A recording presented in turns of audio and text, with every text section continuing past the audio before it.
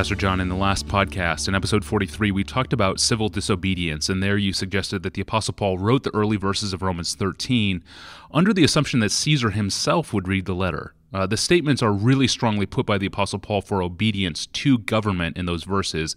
Explain this point further and the implications of your interpretation. When Paul says here, rulers, he's looking Caesar in the face and he's saying, you, Mr. Caesar, you are a terror to what is bad, not a terror to what is good. Do you understand that? That's what you are. That's what God made you to be. He's not saying it always works that way. He's saying that's what it ought to be. I think he's using is statements to imply ought statements in order to communicate to the Caesar. I think if you were to ask me, why did he write it so absolutely?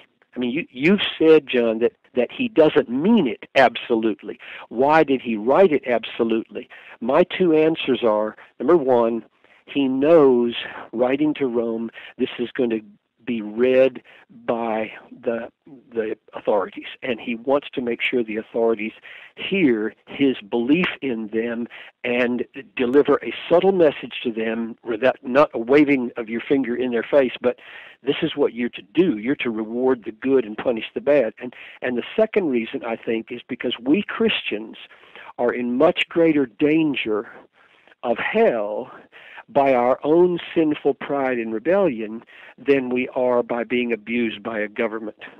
A lot of people don't feel that. They feel like, wow, I think an oppressive government is more dangerous to me than my own sinfulness. I don't think so. An oppressive government will make your life miserable, but it cannot damn you. Your own sin and rebellion and anger and bitterness can not only make your life miserable, it can send you to hell. And therefore, Paul, I think, is writing these verses in Romans 13 in the way he does to cut in both directions. He has to protect himself against insurrection against the Romans, and he wants to guard Christians against getting their back up and being proud and arrogant. And so I think he writes it the way he does in the wider context of what he says, to be understood as not absolute. Very sobering. Thank you, Pastor John, and thank you for listening to this podcast. Email your Bible questions to us at askpastorjohn@desiringgod.org.